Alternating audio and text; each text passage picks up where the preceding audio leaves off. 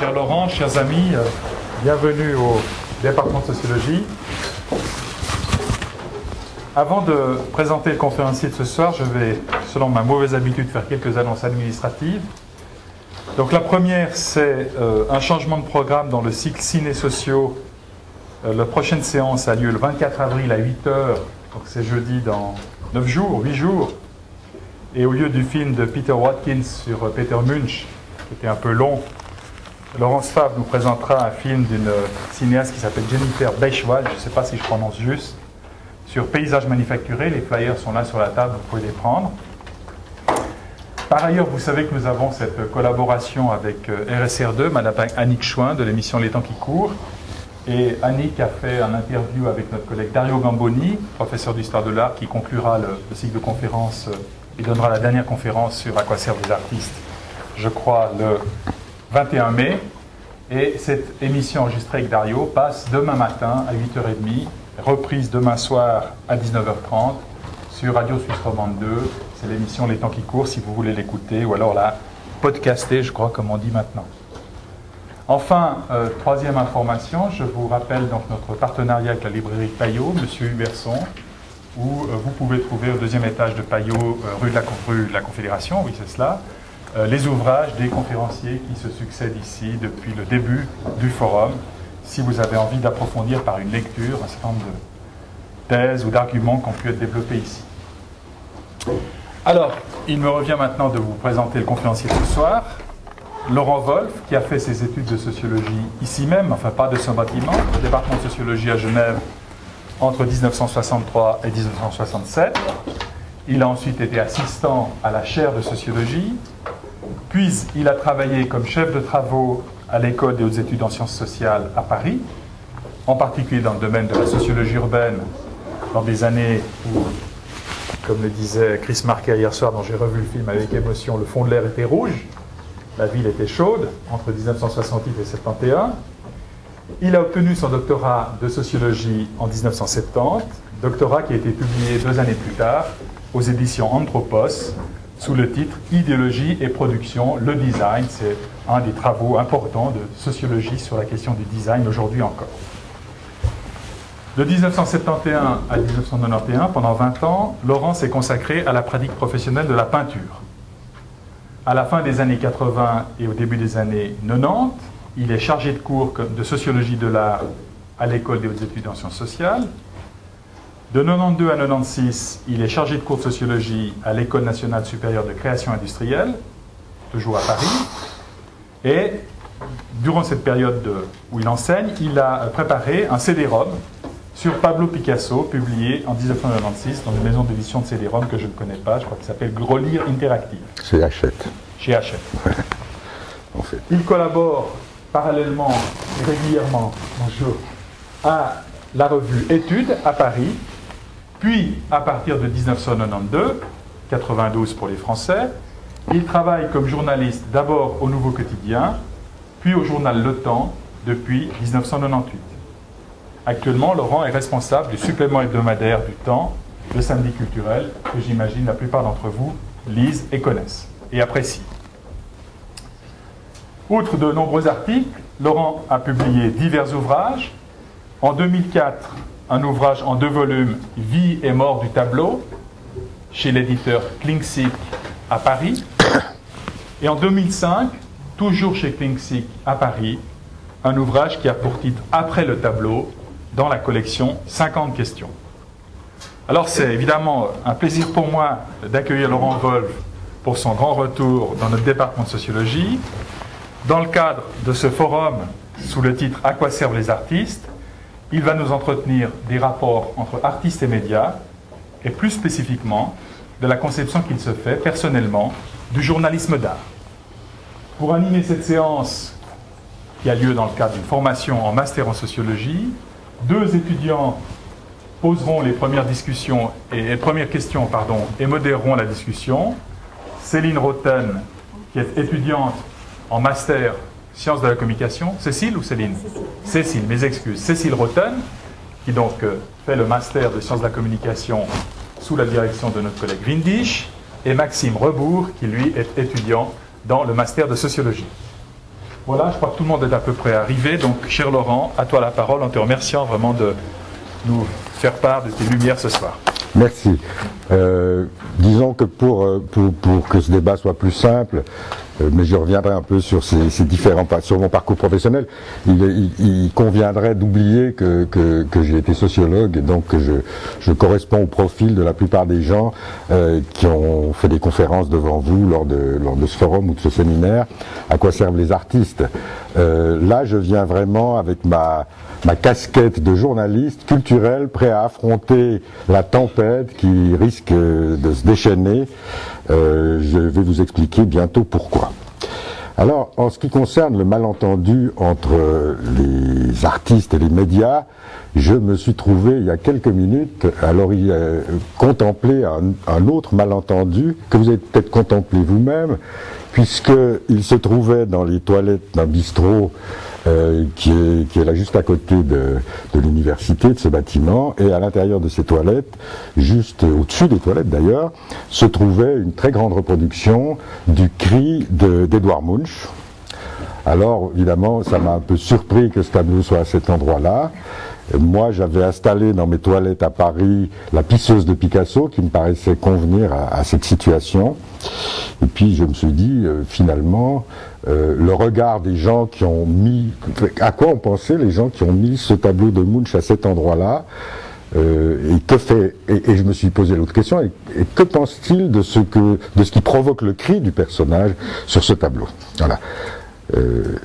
C'est pour dire que, simplement, dans la vie quotidienne, dans les rapports avec les œuvres d'art, dans notre fréquentation des goûts artistiques, nous sommes nous-mêmes confrontés sans cesse à des malentendus, et que le malentendu qui existe entre les artistes et les médias, qui est un malentendu qui fait beaucoup de peine aux artistes, est un malentendu qui est nécessaire et qui est consubstantiel à la fréquentation et à la création artistique. Alors pour commencer cet exposé, je suppose que vous êtes informé sur la production artistique, sur sa situation, mais je vais quand même vous donner un certain nombre de chiffres qui sont probablement à l'origine des difficultés de relation entre la communauté qui n'en est pas une des artistes, le groupe social qui n'en est pas un des artistes, et puis un autre groupe social qui n'en est pas un non plus, qui est celui des journalistes. C'est simplement quelques chiffres. Hein. Le film, je crois que c'est Bienvenue chez les Ch'tis, a fait 20 millions d'entrées en 3 semaines. L'exposition Matisse-Picasso, on peut penser que tout le monde connaît Matisse-Picasso, qui est l'exposition qui a eu le plus de succès ces 10-15 dernières années à Paris, a fait 800 000 entrées en 3 mois. Dans les expositions du Grand Palais, sur lesquelles j'écris régulièrement de Paris, sur lesquelles j'écris très régulièrement des articles dans le temps, en pensant que les 7 à 8 000 Suisses qui vont à Paris tous les week-ends seront intéressés d'avoir une préparation à la visite de ces magnifiques expositions. J'ai fait récemment, là, dans un des derniers numéros que j'ai amené, une présentation d'une exposition d'un artiste méconnu dans les pays francophones, qui est Lovis Corinth.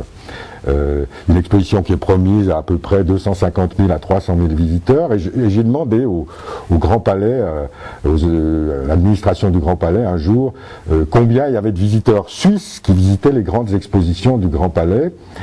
Et c'est 1% des visiteurs qui rentrent dans l'exposition en payant, c'est-à-dire pour l'exposition Matisse-Picasso, 8000 Suisses qui auraient vu cette exposition, sachant que il y en a 7000 qui vont à Paris à peu près tous les week-ends, une fois par week-end à peu près de toute la Suisse, et que en 3 mois il y a quand même un certain nombre de week-ends. Donc il faut quand même faire la part des choses entre Bienvenue chez les Ch'tis et une exposition Matisse-Picasso au Grand Palais, et même nos expositions en Suisse, les plus grosses fréquentations tournent autour de 300 000 visiteurs. Donc tous ces chiffres sont quand même des éléments importants qui commandent d'une certaine façon la répartition des articles et l'attention qu'on apporte aux événements culturels à l'intérieur d'un journal. Je vous expliquerai peut-être pourquoi si j'y arrive, parce que je vois déjà que je m'égare un peu par rapport à mon plan. J'ai aussi noté d'un autre chiffre. Aujourd'hui, quelques livres se vendent à plusieurs centaines de milliers d'exemplaires. Parfois, un écrivain a une bonne idée de conte pour enfants qui devient un livre soit à succès pour toutes les générations et vend plusieurs dizaines de millions de volumes en quelques années, sur sa fortune, comme c'est le cas de J.K. Rowling.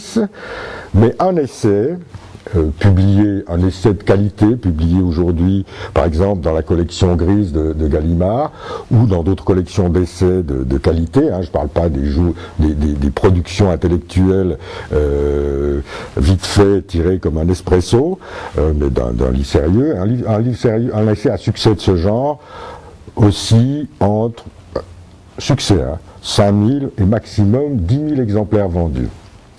Un livre d'histoire de l'art de qualité est vendu, publié chez un très bon éditeur, est vendu est considéré comme une bonne publication quand il épuise les 2000 exemplaires du premier tirage. Et généralement, il n'y a pas de deuxième tirage. Et nos écrivains romans, nos meilleurs écrivains romans, et je pense que le meilleur des écrivains romans, dont je ne citerai pas le nom parce que je n'ai pas le chiffre exact, je ne voudrais pas faire de la peine, j'ai trop l'occasion de le faire dans mon journal, eh bien les meilleurs écrivains romans vendent à 1000 exemplaires quand tout va bien. Voilà. Alors je vais donner une autre série de chiffres qui quand même sont intéressants, et qui commande toujours la façon dont on va parler de l'art dans un journal, dans un médium, quel qu'il soit, télévision, de la télévision jusqu'au journal de référence et de qualité au quotidien, ou à la revue d'art proprement dite. Il y a un deuxième type d'événements qui sont quand même extrêmement importants et qui font partie de la vie du journalisme, c'est le prix des œuvres d'art. Alors par exemple, on vend des œuvres d'art assez nombreuses ces temps-ci à plusieurs dizaines de milliers de dollars, enfin dizaines de millions de dollars. On compte encore en dollars, mais de moins en moins, on va bientôt compter en euros. Disons, on compte encore en dollars parce que ça fait plus. Maintenant en euros, ça diminue brutalement les prix, et les livres c'est encore pire. Donc on compte en dollars. Donc le chiffre que j'ai en tête, disons, c'est 50 millions de dollars. La question que je vous poserai, c'est combien il y a de personnes dans le monde pour acheter une œuvre d'art, classique ou moderne, impressionniste ou moderne, voilà, une œuvre d'art à 50 millions de dollars. Combien est-ce qu'il y a de gens pour acheter un Francis Bacon à 25 millions de dollars et combien y a-t-il de gens pour acheter un Picasso à 130 millions de dollars? Voilà. Et combien y a-t-il de gens pour en acheter à 1 million? C'est-à-dire comment s'organise finalement la pyramide des acheteurs en fonction des prix, et est-ce que ces gens-là se connaissent, est-ce qu'ils se connaissent pas, et comment les prix montent, comment ils s'établissent, et comment ça marche cette affaire-là. Et puis pour finir, la question qu'il faut poser, c'est combien vaut un tableau ou une œuvre d'art, une installation d'un artiste inconnu, et comment en fixe-t-on le prix, C'est-à-dire, on imagine un artiste qui sort de l'école des beaux-arts, ou qui est poussé par sa propre auto-formation, par son inspiration. Comment est-ce que ce jeune artiste, ou cet artiste moins jeune, va fixer le prix de son tableau, s'il fait des tableaux, mais on en fait moins ces jours-ci, ou de sa peinture sur le mur, ou de son installation, ou de sa vidéo, et qu'est-ce que ça veut dire, et comment on traite de ces choses-là, et comment on les rend compréhensibles. Alors évidemment, j'y reviendrai tout à l'heure si j'ai le temps, parce que je vois que je suis déjà dans une digression. Les journalistes sont accusés de ne parler que des œuvres qui se vendent à 50 millions de dollars, et de ne pas faire le nécessaire pour que les artistes inconnus vendent leurs œuvres à plus de 100 francs suisses.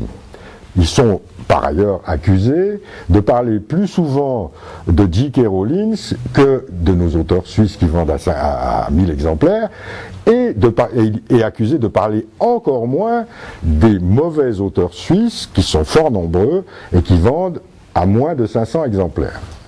Voilà. Donc tout ceci fait partie de la réalité à partir de laquelle nous travaillons dans un journal. Il y a aussi d'autres questions qui sont à l'origine de ce malentendu. Nous avons, que lorsque nous écrivons ce journal, que nous faisons tous les jours, je centre un peu tout mon exposé autour des arts plastiques, qui est ma spécialité principale, et puis j'aurai d'exemples autour de la littérature, qui est ma spécialité secondaire, depuis que je m'occupe du samedi culturel, puisque c'est un supplément culturel essentiellement consacré aux livres. Enfin, ça couvre un nombre d'artistes quand même assez considérable. C'est vrai que je pense que dans ce débat aujourd'hui ici, c'est pas bête de mettre de côté tout ce qui concerne l'industrie culturelle, la grosse industrie culturelle, hein, parce que l'édition c'est une industrie culturelle, mais la très grosse industrie culturelle type Hollywood, un cinéma, ou l'industrie culturelle de la chanson, parce qu'évidemment, d'abord sur ces domaines, je n'ai pas de compétences précises, et puis c'est un cas qui est quand même un peu différent, puisque l'industrie culturelle, elle, a pas de malentendu avec les médias. L'industrie culturelle a des relations avec les médias qui sont fondées sur des stratégies mutuelles d'influence, d'intimidation, de récompense, et qui sont d'un tout autre ordre. On ne peut pas dire que lorsque une grande maison de production hollywoodienne convoque 300 journalistes des rédactions de la presse écrite européenne dans un hôtel 5 étoiles à Londres pour interviewer pendant 12 minutes le comédien principal d'un film. On ne peut pas dire qu'il y a un malentendu. Tout le monde est au clair, le voyage est payé, on sait que c'est 12 minutes, on connaît d'ailleurs les réponses de l'acteur en question. Le seul mystère, c'est pourquoi 300 journalistes se rendent à cette interview. Alors c'est un mystère que je peux éventuellement éclaircir, mais qui reste néanmoins mystérieux à mes yeux. Alors, là je parle donc d'artistes appartenant à la production artisanale, parce qu'il en reste, aujourd'hui l'art contemporain, même s'il utilise des technologies qui sont d'ordre industriel, reste une production artisanale très individualisée. Alors la question c'est par exemple, combien y a-t-il d'artistes dans le monde ? Voilà. Deuxième question, combien y a-t-il d'artistes en Europe? Combien y a-t-il d'artistes en France? Je peux vous donner un chiffre qui était valable il y a 30 ans, il y avait 25 000 artistes homologués, et puis il doit y en avoir entre 50 et 100 000, j'ai pas les chiffres exacts. D'ailleurs ces chiffres on peut pas les constituer. Et combien y a-t-il d'artistes à Genève? Alors, et d'abord, qui dit qu'ils sont artistes, hein? Voilà. Et ce qui est sûr, c'est qu'entre l'époque où je faisais de la sociologie à l'université de Genève et aujourd'hui, le nombre de gens qui peuvent se définir dans leur monde social particulier comme artistes a été multiplié au minimum par 10 et probablement par beaucoup plus. La deuxième question, qui est très mystérieuse, alors ça c'est aussi une question qui préoccupe le journaliste, c'est pourquoi les artistes sont-ils professeurs très souvent? Alors la première réponse c'est ils sont professeurs pour gagner leur vie. Mais si on envisage ça du point de vue de la stratégie économique libérale, c'est une très mauvaise idée d'être professeur quand on est artiste, puisque on va fabriquer des concurrents.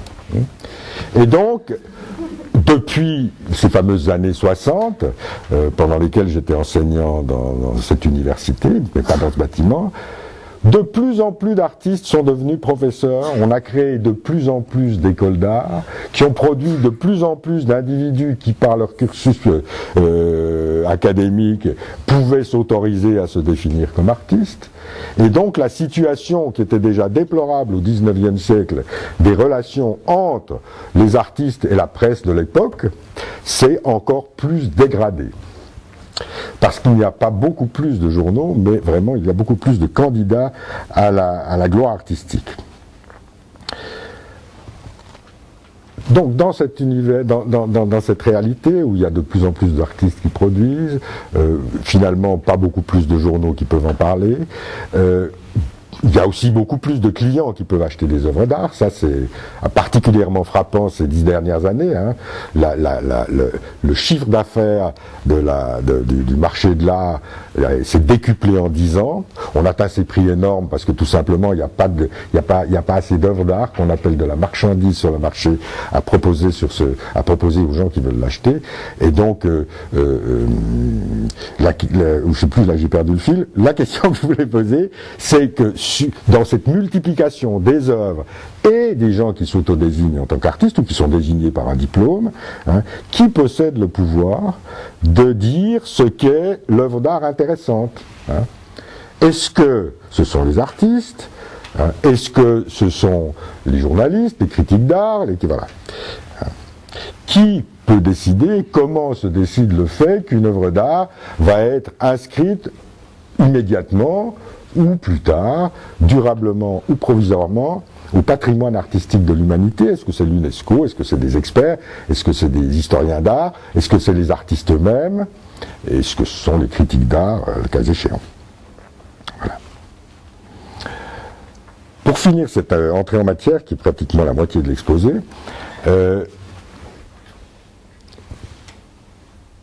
je vous décris la situation de quelqu'un qui est chargé d'écrire des articles sur la production artistique, de les mettre en circulation et d'espérer qu'ils vont être lus par des tas de gens, hein, et qui se trouve confronté à toutes sortes de situations, celles des gens qui achètent et qui vendent des œuvres d'art et qui sont très contents quand nous parlons de leur vente aux enchères, parce que nous leur créons une clientèle très modestement, hein. Je ne parle pas des grosses ventes millionnaires, mais le fait qu'on parle d'une vente aux enchères dans le temps est un élément accélérateur, ça fait circuler l'information, hein, bon.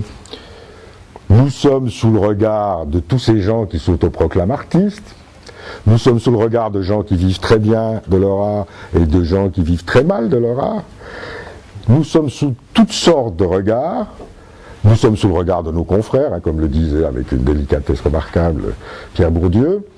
Il exagérait un peu le rapport entre le rapport de confraternité ou de non-confraternité entre les journalistes, parce qu'il n'était pas rentré très souvent dans un journal. Hein. Et la question qui est posée, c'est face à toutes ces sollicitations, face à toutes ces demandes, face à toutes ces masses considérables, hein, cet énorme nombre, cette population, ces chiffres, cette circulation, quelle attitude peut adopter le critique d'art? Est-ce qu'il doit fréquenter les artistes? Est-ce qu'il doit fréquenter ses collègues? Est-ce qu'il doit fréquenter les œuvres d'art? Parce que finalement, il y a d'autres moyens de les voir. C'est des questions qui méritent d'être posées, parce que tous les critiques d'art ne voient pas de l'art en dehors de leur travail, par exemple. Certains le voient uniquement dans leur travail, d'autres ont une fréquentation constante. Certains critiques d'art sont amis d'artistes, d'autres ne sont pas amis d'artistes. Certains critiques d'art ont un milieu qui est le milieu des marchands, ou le milieu le milieu du commerce de l'art. D'autres refusent d'entrer en rapport avec ce milieu. Il y a toutes sortes de situations qui sont engendrées par l'énormité de cette production et tous les acteurs qui contribuent à l'énormité de cette production. Alors évidemment, on vous a dit tout à l'heure voilà. On vous a dit tout à l'heure que j'étais passé par différentes professions, hein. J'ai donc été sociologue, j'ai été artiste, j'ai été depuis quelque temps journaliste, et j'ai eu l'occasion de constater que finalement, à chacune de ces étapes, je vivais une tension compliquée. Quand j'étais sociologue de l'art, par exemple, il m'est arrivé d'être sociologue de l'art, quand j'étais dans la position d'un sociologue de l'art, j'ai observé, ayant été artiste auparavant, que les sociologues de l'art avaient une connaissance très partielle des conditions réelles dans lesquelles étaient produites les œuvres d'art. Quand j'étais artiste, je ne comprenais strictement rien aux raisons pour lesquelles j'avais un journal parlait d'une de mes expositions ou n'en parlait pas. Comme j'ai réussi à vivre de cette profession, hein, pendant pas mal d'années, 20 ans, j'ai vécu de ça, on me demandait souvent, mais comment t'as fait pour rencontrer ton galeriste? Et j'avais absolument rien de sérieux à raconter, parce que j'avais pas cherché de galerie, et que j'avais rencontré mon galeriste en revenant du marché de la rue Saint-Antoine, à Paris, et il y avait une petite galerie dans la rue de Sévigné, qui était sur le chemin qui me conduisait à la maison, et j'étais entré dans cette galerie, je m'étais mis à bavarder avec le type qui était là, sans autre intention que bavarder. Et puis, je ne sais pas pourquoi, on en est venu au fait que je faisais de la peinture. Il est venu chez moi parce qu'il était curieux et que notre conversation était amusante. Et puis voilà, je suis. Donc à la fois, Aujourd'hui, quand je suis journaliste, je suis capable de vous expliquer comment on vient sur le marché. Mais en tant qu'artiste, j'étais incapable d'expliquer ça. J'étais incapable d'expliquer comment on obtenait un article dans un journal. J'avais le plus grand mépris d'ailleurs pour les journalistes d'art, je le trouvais absolument nul. Bref, ça m'a vacciné pour aujourd'hui. Alors, il y a une célèbre phrase de Gombrich qui dit « Il n'y a pas d'art, il n'y a que des artistes ». Je dirais que pour le journaliste, c'est ça le gros problème. Alors, la deuxième chose, c'est que quand on est à l'intérieur de notre travail de journaliste, on est confronté exactement à un problème. Il n'y a pas de journal, il n'y a que des journalistes. Lorsque j'ai dirigé pendant pas mal d'années, je dis des conneries, pendant 2 ans la rubrique culturelle du Temps, mais disons que la rubrique culturelle du Temps, les journalistes étaient excellents, j'ai dirigé, je parlais plutôt de cette expérience, pendant les 2 premières années du Temps, la rubrique sportive du Temps. Puis j'avais des ambitions faramineuses pour la rubrique sportive. J'aurais voulu que ça devienne finalement le laboratoire de l'anthropologie journalistique du sport. J'imaginais des choses fantastiques sur les comportements corporels, des croisements extraordinaires entre nos spécialistes de la danse et nos spécialistes de la gymnastique rythmique. Enfin bref, j'avais envie d'écrire des papiers sur la géométrie des matchs de hockey sur glace à côté d'articles sur la géométrie pure. Et puis je me suis aperçu très rapidement que j'avais simplement pas dans mon équipe autre chose que des journalistes de sport. Et donc très rapidement, je me suis fait à l'idée qu'il fallait faire du journalisme sportif à la rubrique sportive. Ça a été une grande déception. C'est d'ailleurs une grande déception aussi de faire du journalisme culturel à la rubrique culturelle, mais la déception est considérée comme normale. Voilà. Donc il n'y a que des journalistes, et donc on fait avec les journalistes qu'on a. Et je dirais que dans mes rapports avec les artistes, je demande aux artistes de faire avec le journaliste que je suis. Ils n'ont pas le choix, pas plus que j'ai le choix de ce qu'ils sont en tant qu'artistes. Puis il y a une troisième chose qui m'inspire la phrase de Gombrich, c'est finalement un journal, il est fabriqué par des gens, mais si il n'est pas vendu et s'il n'est pas lu, il n'existe pas. On a 2 slogans, un journal qui n'est pas vendu est mort, ça c'est un de nos premiers slogans, puis un autre slogan qu'on applique tous les soirs, c'est un journal parfait qui n'est pas livré à l'heure à l'imprimerie, mais pas le lendemain matin dans les kiosques. Donc un journal, il n'existe pas s'il n'est pas le lendemain matin dans les kiosques ou dans votre boîte aux lettres. Ça nous arrive qu'il ne soit pas dans les boîtes aux lettres et on est très embêtés. Il y a des journalistes culturels, notamment, j'en connais dans la rubrique, qui font des articles tellement parfaits qu'il faut les leur arracher pour qu'ils soient dans l'édition du lendemain. Donc s'il n'y a pas de lecteur, il n'y a pas de journal. Et donc la troisième chose, c'est qu'il n'y a pas de public en général, d'espace public ou de public. Pour un journal, il n'y a que des lecteurs. Il n'y a que des lecteurs. On fait pas un journal, on fait un journal pour nos lecteurs. Alors ça crée des conditions, qui sont les conditions de ce malentendu, parce que, évidemment, les artistes sont des lecteurs, au moins les jours où ils espèrent avoir une critique de leur spectacle ou de leur exposition. Et donc, comme ils ne l'ont pas le jour où ils l'espéraient, ils sont extrêmement fâchés. Voilà. Je reviendrai à cette question du lecteur parce que c'est la question centrale. C'est-à-dire, la question centrale, c'est pour qui écrit-on dans un journal? Mais je voudrais avancer un tout petit peu parce que là, je pense que j'arriverai pas à ma conclusion si j'avance pas un petit peu. Dans mon expérience de journaliste spécialisé dans l'art, je ne dis pas que je suis un critique d'art, parce que finalement, compte tenu de mon parcours et compte tenu de ce que je vous dirai tout à l'heure, je pense que j'écris dans un quotidien qui n'est pas un quotidien spécialisé, qui est un quotidien généraliste, et je ne me considère absolument pas comme un critique d'art, je me considère comme un journaliste d'art à la mesure de ce que nous faisons dans ce journal-là. Mais il se trouve, par exemple, et c'est ça, c'est l'illustration même de l'absence de communication, de circulation entre les rôles, dans les rôles, lorsqu'on se déplace d'un groupe à un autre. Lorsque je suis devenu journaliste, j'ai évidemment été amené à entrer dans des galeries que j'avais connues à l'époque où j'étais artiste, et à rencontrer un certain nombre de gens que j'avais rencontrés dans la position d'un artiste sollicitant par exemple une exposition ou parlant d'un éventuel projet d'exposition, ou dans cette position qui est une position assez désagréable et que vivent tous les artistes, qui est, où il faut contre mauvaise fortune bon cœur, qui est d'essayer d'obtenir quelque chose de son interlocuteur dans une institution, dans une galerie, dans un journal ou ailleurs. Et il se trouve que pendant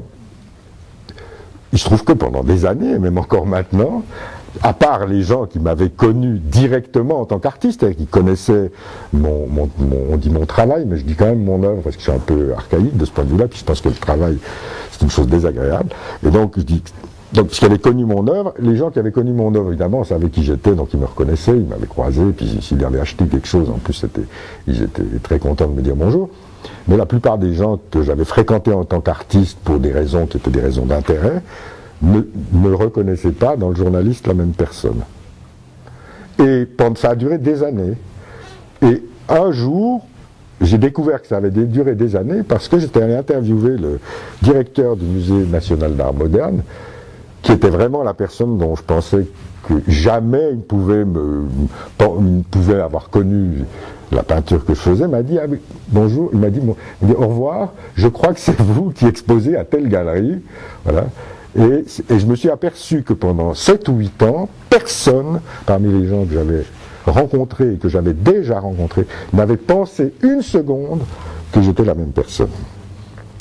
C'est que finalement, dans le monde de l'art, le portrait du journaliste culturel, pas du critique d'art, du journaliste culturel qui travaille pour un quotidien généraliste, pour la télévision ou pour une grande revue grand public, est carrément un bon à rien. Hein. D'abord, il ne comprend absolument pas ce qu'il a sous les yeux. Il ne comprend pas. Il y a deux catégories, il y a deux catégories de gens qui comprennent l'art. Ce sont les artistes et ce sont les gens qui disposent d'une formation universitaire sérieuse et qui font partie du milieu, c'est-à-dire les historiens d'art, curateurs, ou alors ce sont les critiques d'art qui comprennent l'œuvre des artistes dont ils suivent l'œuvre systématiquement et qui sont donc des colistiers des artistes eux-mêmes. Mais le journaliste qui arrive de l'extérieur, c'est-à-dire qui arrive de la logique du médium qu'est le quotidien à l'intérieur du monde de l'art, ce personnage ne comprend rien par définition. Et puisqu'il ne comprend rien, mais que tout de même, il est bon d'avoir d'excellents artistes dans cette presse ou à la télévision ou à la radio, les organisateurs d'expositions et les artistes, donc par leur main intermédiaire, fournissent à ce journaliste, qui est un imbécile, toutes sortes d'outils pour le coacher. Hein. Des dossiers de presse considérables, des visites guidées interminables qui sont faites par des gens qui ne savent pas s'arrêter de parler, comme moi en ce moment, donc qui font une visite au bout de 2 heures d'une visite. J'ai suivi par exemple récemment une exposition sur un sujet que je ne maîtrisais pas vraiment, hein, qui était l'art babylonien. Donc voilà, bon, l'art babylonien, je ne suis pas spécialiste d'archéologie, et il y avait une femme formidable qui connaissait absolument tout de Babylone. Donc on est entré, puis j'ai commencé à la suivre parce que je pensais que ça pouvait m'apporter quelque chose. Puis comme on n'avait pas quitté la stèle du Code d'Hammurabi au bout de 25 minutes, j'ai décidé d'aller visiter l'exposition moi-même, puisque je devais rendre un article dans l'après-midi sur autre chose.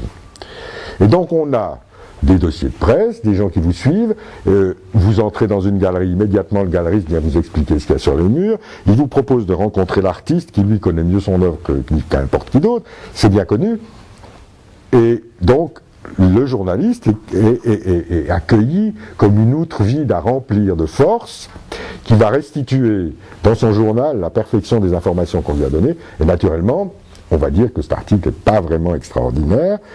Je dis ça comme ça, mais c'est totalement fidèle à la réalité.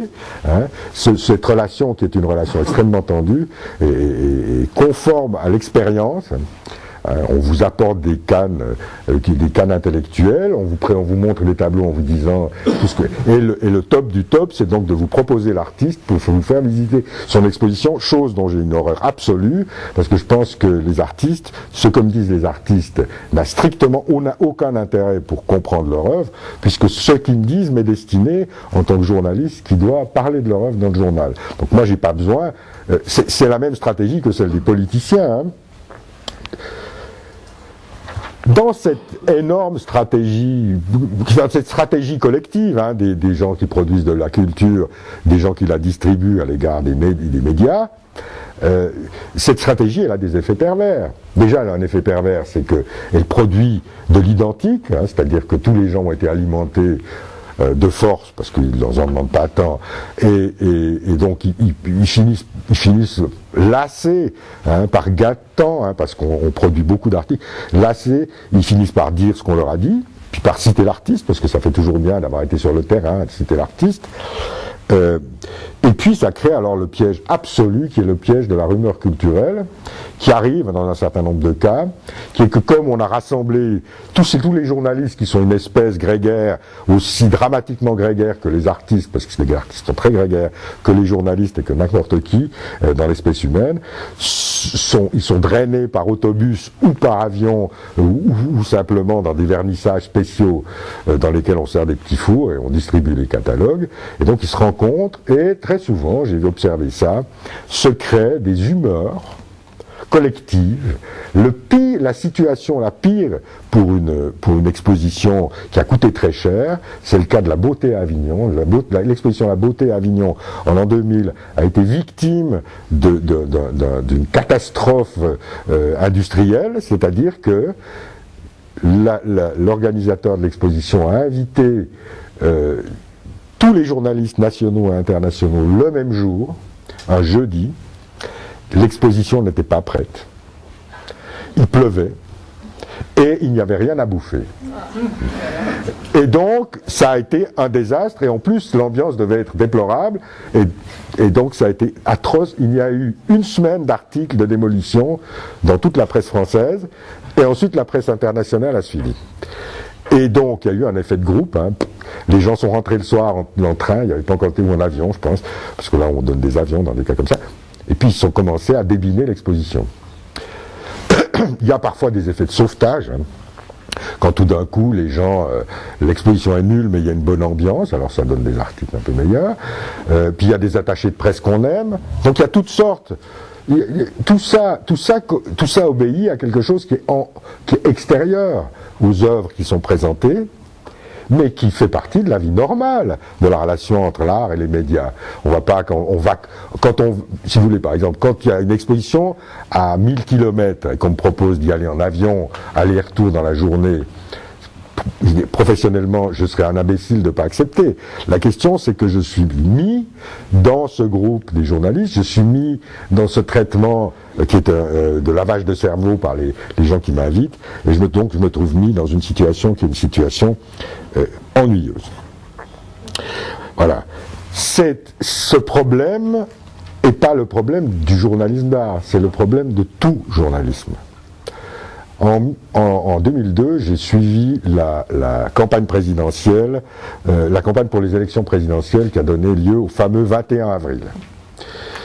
Et j'avais pas d'expérience de journalisme politique, j'étais un peu fatigué de faire les allers-retours entre Paris et Genève, que je faisais toutes les semaines, et donc j'ai demandé à être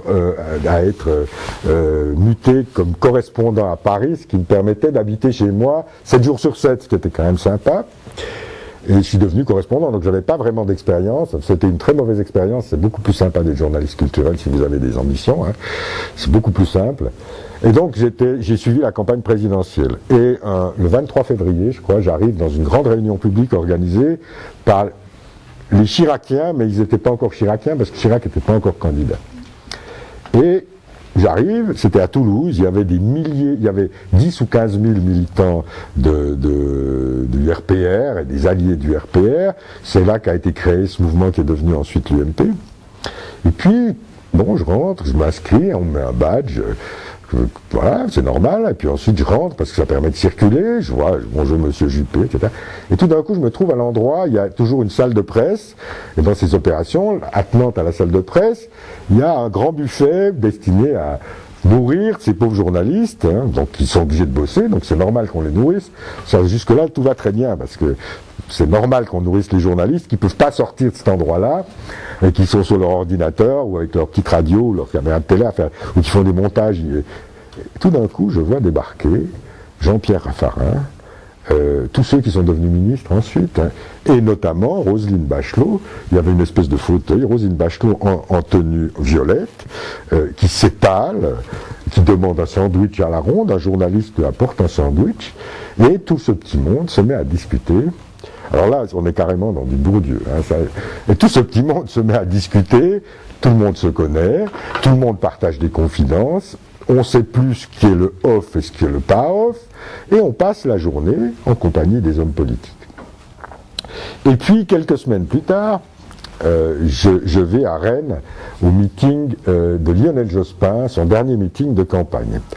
Pour aller à ce meeting, il y avait deux solutions. Il y avait un avion qui était affrété par le Parti Socialiste, un autocar qui allait de l'aéroport jusqu'au Palais des Expositions de Rennes, un repas prévu à l'intérieur du Palais des Expositions, et puis comme j'avais adopté ce principe de ne pas être embedded dans le domaine des arts plastiques, hein, j'essaye d'éviter justement le gavage d'informations par les attachés de presse, j'ai décidé d'aller par mes propres moyens au Palais des Expositions de Rennes. C'était un peu compliqué parce que je trouve qu'il n'y avait plus d'autobus pour aller depuis le centre de Rennes jusqu'au Palais des Expositions parce qu'il y avait une manifestation de douaniers qui était une manifestation écologique et que le Palais des Expositions de Rennes était cerné par les manifestants. Donc j'ai pris un taxi. Le taxi a été arrêté par les policiers à 1 kilomètre du Palais des Sports de Rennes. Et j'ai été à pied. J'ai assisté à des échauffourées assez sérieuses entre la police et la police d'un gouvernement de gauche qui protégeait le dernier meeting du candidat de gauche. Et je me suis glissé et je suis rentré dans ce meeting. Et j'ai constaté que le lendemain, j'étais le seul à avoir parlé de ce qui se passait autour du Palais des Sports, parce que mes collègues étaient à l'intérieur du Palais des Sports, donc ils n'avaient forcément pas vu. Ils étaient en train, dans la fameuse salle de presse, en train de dialoguer avec le candidat et son équipe, autour des petits fours, et ils n'étaient pas sortis. Là, il y a d'autres anecdotes à raconter là-dessus, mais disons, c'est simplement pour dire que dans tous les secteurs de l'information, ce problème de la relation qu'on a avec le milieu dont on parle, avec la réalité dont on parle, est posé tous les jours, à chaque occasion concrète qui donne lieu à une information. Voilà. Là, j'entre à cette heure-ci dans la deuxième partie de mon exposé, c'est que finalement, aux yeux du monde des artistes, mais on en reparlera de manière impromptue, ce sera plus marrant. D'un côté, les artistes et le monde de l'art accusent les journalistes de ne pas comprendre et mettent en place des dispositifs destinés à leur faire comprendre ce qu'il faut dire des œuvres d'art. D'un autre côté, ce qui me frappe depuis que je fais du journalisme, et ça me frappe d'autant plus que j'ai été moi-même ignorant avant son temps, c'est l'absence totale de connaissance et des artistes et des gens du monde de l'art et malheureusement la plupart du temps des sociologues de ce qu'est la réalité d'un journal, de ce qu'est la production d'un journal, de ce qu'est la vie quotidienne d'un journal. Là je saute toute une série de choses. Je vais attirer votre attention sur quelques petites choses très simples qui expliquent qu'on peut éventuellement, au bout d'une longue cure, d'une longue thérapie de connaissances mutuelles, peut-être lever le malentendu qui existe entre les artistes et les journalistes. Malheureusement, comme je me suis un peu égaré dans mes digressions, je vous aurais pas montré l'étendue de ce malentendu et les choses désagréables qu'on est amené à entendre à cause de ce malentendu. Hein, donc, j'ai procédé par généralité, mais je voudrais tout de même vous donner un exemple. Très souvent, les gens nous téléphonent pour nous demander de visiter une exposition, de parler d'un livre, de donner des informations sur une manifestation culturelle, et ils ont la liste des journalistes, donc ils téléphonent à un premier journaliste, bonjour monsieur, Oui, eh ben, il commence, oui, je ne peux, oui, mais non, très bien, merci. Donc on répond, dans ces cas-là, la défense, c'est oui, au revoir, monsieur. Voilà, donc bon, on ne peut pas faire autrement, on reçoit beaucoup de téléphones, et il y a ce que j'appelle le coût du téléphone, c'est-à-dire que toute personne du monde de l'art tente d'entrer en force à l'intérieur de cet endroit mystérieux qui est une rédaction pour aller occuper une place déterminante pour sa vie future à l'intérieur des pages du journal. Alors ça se passe généralement comme ça, le téléphone sonne, la personne, on les conduit, mais gentiment, poliment, en lui disant oui, parfaitement, c'était très intéressant, mais malheureusement nous n'avons pas pu parler de votre livre. Nous recevons 400 livres par an, ils sont publiés 60 000 en langue française par an. Nous parlons d'un très grand nombre de livres. Question à 100 francs, de combien de livres Le Temps parle-t-il par an? Une question, hein? Est-ce que vous savez de combien de livres nous parlons par an, hein? Nous parlons de 800 livres par an. Voilà, donc on les a lus, hein, on les a lus les 800. Hein, et on en a lu beaucoup plus, et beaucoup de mauvais d'ailleurs. Donc la personne qui pense que son livre est très important pour l'histoire de la littérature m'appelle, parce que je suis chargé des livres, c'est marqué dans le journal. Bon, je l'ai vu, bon, malheureusement. Et se produit alors le phénomène que j'appelle le coup du téléphone. C'est-à-dire que le téléphone sonne chez ma collègue, qui s'occupe aussi des livres. C'est la même personne. Alors elle est polie, hein. Pareil, même explication, clonk.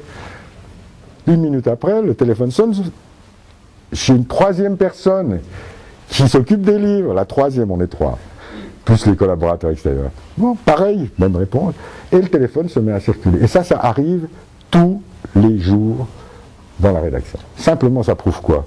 Que ces gens n'ont même pas l'idée qu'on a un lieu de travail pour faire un journal.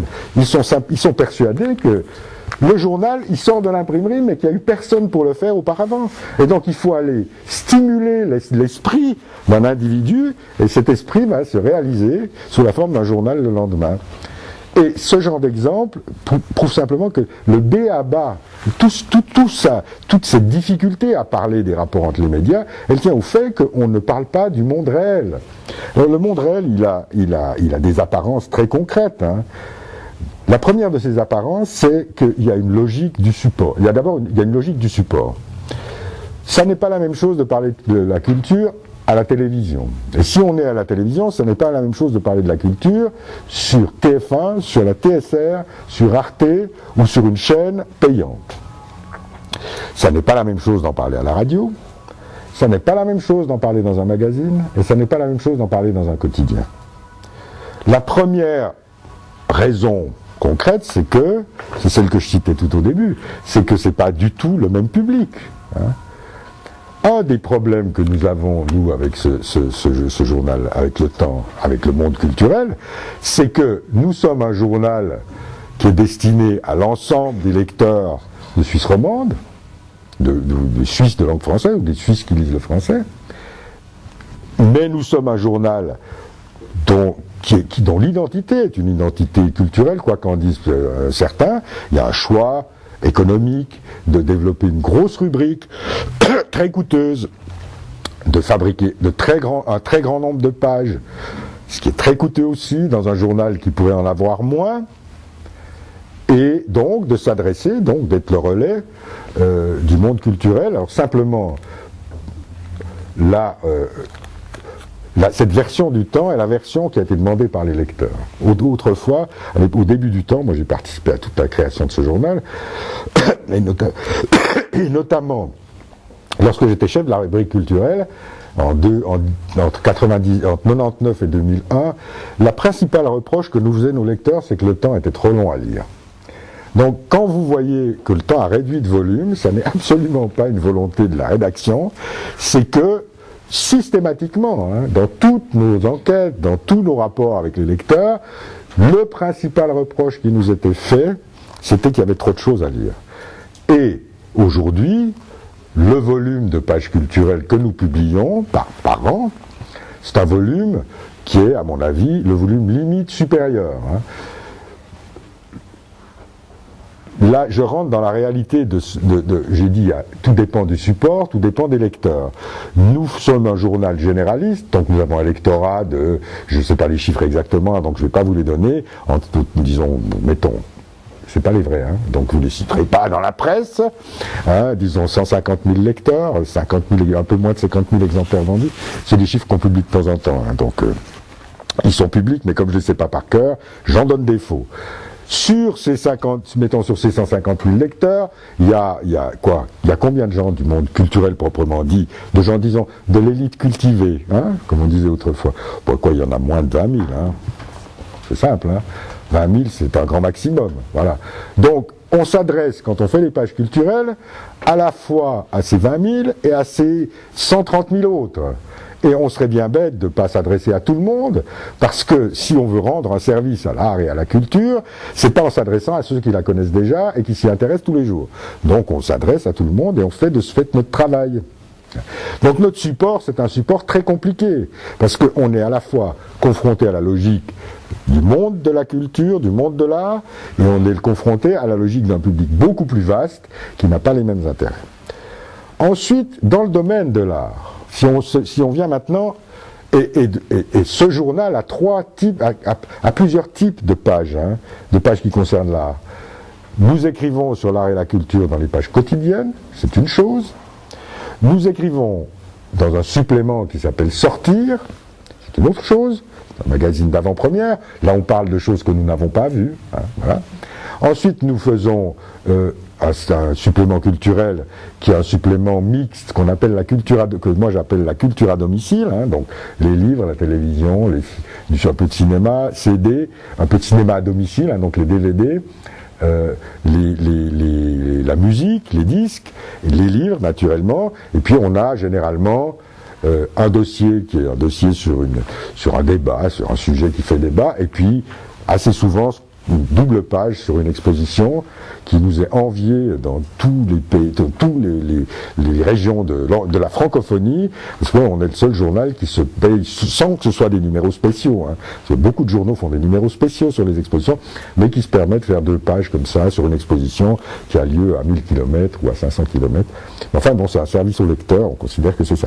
Donc on a des différents supports, puis on a en plus sortir.ch, c'est-à-dire le site internet, l'agenda qui a eu un de nos vaisseaux amiraux, et tous ces supports, hein, le samedi culturel est un élément identitaire du temps, on le sait par nos enquêtes, c'est aussi la volonté de l'entreprise. Sortir.ch, qui est un magazine culturel sur internet, est une priorité du temps, donc on a un journal fortement culturel et fortement économique, je dirais. Disons, les trois éléments du temps, c'est politique, économie, culture. Et en volume de production annuelle, vous avez l'impression que l'économie, qu'il y a plus d'économie parce qu'il y a plus de pages économiques à cause des bourses et tout ça. Mais en volume de production rédactionnelle annuelle, la culture est au niveau de l'économie. Hein. Et en nombre de personnes qui travaillent, pareil. Donc l'idée que le Temps serait le journal, ce qu'on reçoit plein de mails nous disant qu'on s'intéresse que de toute façon le Temps s'intéresse qu'à l'économie et à l'argent, eh bien non, le nombre de pages culturelles est à peu près le même. Donc il y a ces contraintes-là qui sont des contraintes de la logique du journal, de l'emplacement. On a aussi, en début de journal, une page qui est une page tout public, qu'on appelle le temps fort. C'est pas la même chose de parler d'une exposition à cet endroit-là, d'en parler dans les pages culturelles qui s'adressent à un public plus restreint, ou d'en parler même dans le samedi culturel, qui est un magazine qui s'adresse à un public un peu plus... Donc il y a une logique sociale à l'intérieur de la production du journal, et une logique sociale qui évidemment est une logique sociale à l'intérieur de laquelle les artistes individuels ont du mal à se retrouver. Et cette logique des emplacements, des supports, des types de publics, elle existe dans un journal comme Le Temps, elle est multipliée par 100 ou par 1000 si on prend l'ensemble des médias. Alors je voudrais en venir à un dernier point, puis ensuite on ouvrira la discussion. C'est quelle est la position qu'on peut adopter. J'ai pas de position de principe hein, sur la façon dont on peut être un bon ou un mauvais journaliste culturel. Hein, j'ai qu'une position qui dépend de mon expérience.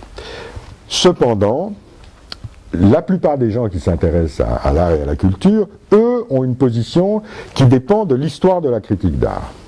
Alors, ils considèrent que c'est du devoir des journalistes et des gens des organes qui publient et qui diffusent de l'information sur l'art, de défendre l'art et la culture, que c'est du devoir des journalistes de s'engager aux côtés des artistes, d'accompagner leur œuvre, de faciliter la vie, de les défendre. Il y a une notion qui est extrêmement forte dans l'idée qu'on se fait en général du journalisme culturel, c'est que le journalisme culturel défend un artiste, défend la culture, doit produire de l'opinion, dire ce qu'il pense, choisir ce qui est important et ce qui ne l'est pas. Donc tout ça est le produit d'une histoire. Hein. Le premier grand historien d'art, enfin, on résume, hein, le premier grand historien d'art est un artiste, hein, d'ailleurs c'est un grand manipulateur, c'est Vasari.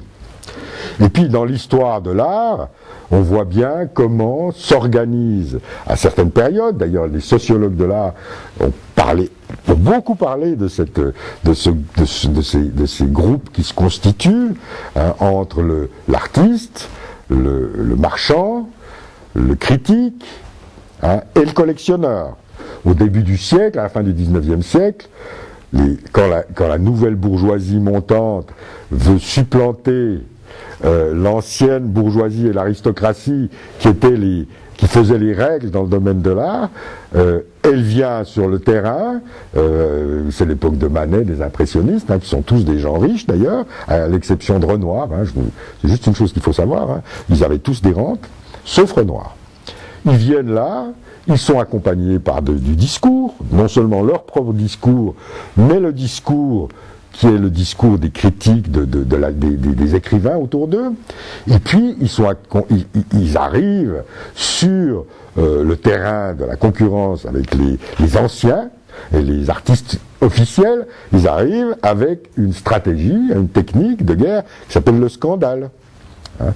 Et ça, c'est le modèle, finalement, à partir duquel on construit notre idée de ce que devrait être la critique d'art. Hein. D'une part, c'est la critique d'art et aux côtés des artistes pour les défendre, des bons artistes, et d'autre part, les bons artistes sont ceux qui affrontent le conformisme collectif. Et donc, quand on ne correspond pas à ce modèle, en général, c'est qu'on est vendu aux puissances de l'argent ou qu'on est un imbécile. En général, les deux d'ailleurs. Donc, aujourd'hui, il existe un certain nombre de supports à l'intérieur desquels les critiques continuent de faire ce travail, qui est un travail légitime. Hein. Je discrédite pas l'idée qu'un individu produisant du discours, qu'on va appeler le critique, mais qu'on pourrait appeler autrement, que cet individu produise du discours au service d'une œuvre. Ça ne me pose aucun problème.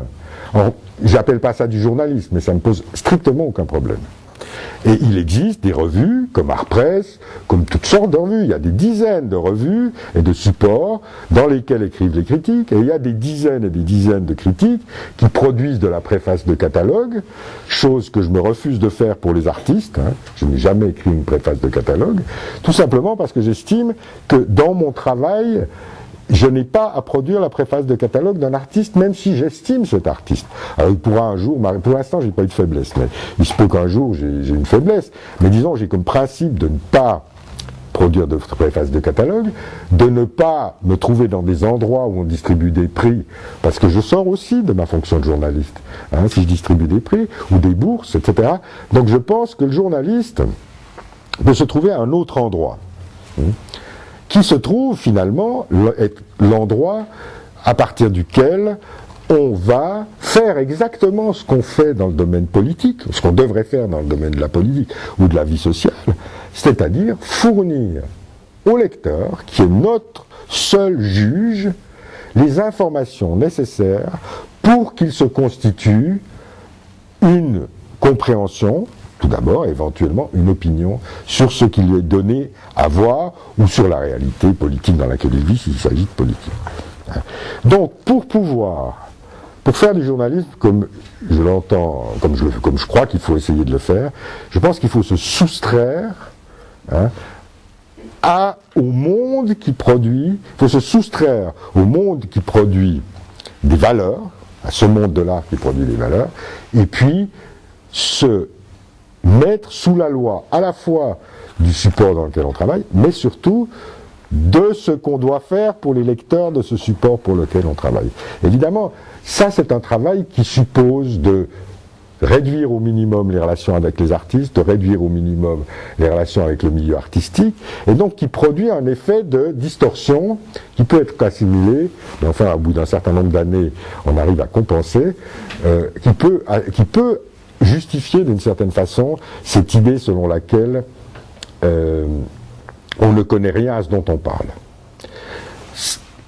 Si, pour ceux qui sont sociologues ici, on se trouve dans la situation, quand on est journaliste d'art, dans une situation que décrit parfaitement Weber, dans Théorie de la, comment je l'appelle, la connaissance scientifique, comment c'est le bouquin? Métier, la vocation de savant. Non. Essai sur la théorie de la science. Voilà, essai sur la théorie de la science, il décrit complètement, d'ailleurs, il parle d'histoire de l'art, il était, comme vous le savez sûrement, un connaisseur d'art et un ami de Wölfflin, et donc il a produit, il pose cette question à résoudre, il la résout à sa façon. Moi j'adhère assez aux solutions qu'il propose, bon, on ne va pas en parler aujourd'hui, mais il propose une solution pour se déplacer à l'intérieur de ce monde qui est un monde producteur de valeur et réussir à en parler. Alors, pour finir, je vais poser juste une question, qui est quand même une des questions fondamentales, que j'ai posée au début et je voudrais la poser à la fin. J'ai aligné un certain nombre de chiffres sur le nombre de visiteurs. J'ai aligné des chiffres sur le prix des œuvres d'art. J'ai dit qu'il y avait des gens qui sont des accompagnateurs de l'œuvre, des défenseurs d'une œuvre particulière. Et la question que je voudrais poser, c'est maintenant, qui fait le tri pertinent des œuvres d'art? Où se fait ce tri pertinent? Qui peut administrer la preuve qu'une œuvre est une grande œuvre et une petite œuvre? C'est-à-dire, comment se trient les œuvres d'art? Il y a un certain nombre de gens qui supposent, notamment dans le milieu artistique, qui supposent qu'il existe des compétences qui permettent de faire le tri de manière appropriée. C'est-à-dire des gens qui savent suffisamment de choses pour être des bons détecteurs du génie. Puis à l'autre extrémité, c'est-à-dire qui ont une culture, une connaissance et une intelligence suffisante pour faire, du fait de leur propre expérience, le tri entre les bonnes œuvres et les mauvaises. Et puis, il existe à l'autre extrémité des gens qui considèrent que le meilleur tamis pour sélectionner les œuvres d'art, et c'est un tamis qui sert depuis des millénaires, ce meilleur tamis, c'est le marché. C'est-à-dire qu'en finalement, dans une société déterminée, dans laquelle il y a des productions symboliques déterminées, les acheteurs finissent par sélectionner les meilleurs fabricants. Et ça, c'est une idée qui est valable à la fois sur notre marché de l'art à l'occidental, voilà, un marché ouvert libéral, mais qui est valable aussi, on peut l'imaginer, dans une tribu africaine où il y a 3-4 zigotos qui taillent des bouts de bois et où finalement, par des mécanismes de discrimination, c'est le meilleur tailleur de bouts de bois qui finit par continuer à tailler les bouts de bois. Donc on a à ces deux extrémités, on a ces deux réalités. Et le critique, le journaliste d'art, qui est dans mon genre, a la prétention d'être un connaisseur. J'ai la prétention dans ma vie privée, qui n'est pas ma vie de journaliste, de voir immédiatement si une œuvre d'art est prometteuse ou n'est pas prometteuse. Donc j'ai toute la prétention du monde de l'art en moi. Je la porte, mais j'estime que dans mon travail de journaliste, je ne dois pas en faire état, donc je donne très rarement mes opinions sur les œuvres d'art, que mon travail c'est d'informer sur ce qui se passe dans le monde de la production artistique, et je ne suis pas loin de croire au fond de moi-même, ayant jusqu'ici observé le fonctionnement du marché, que le marché, c'est une idée douloureuse pour moi, vu mes opinions politiques, le marché est le meilleur critique d'art.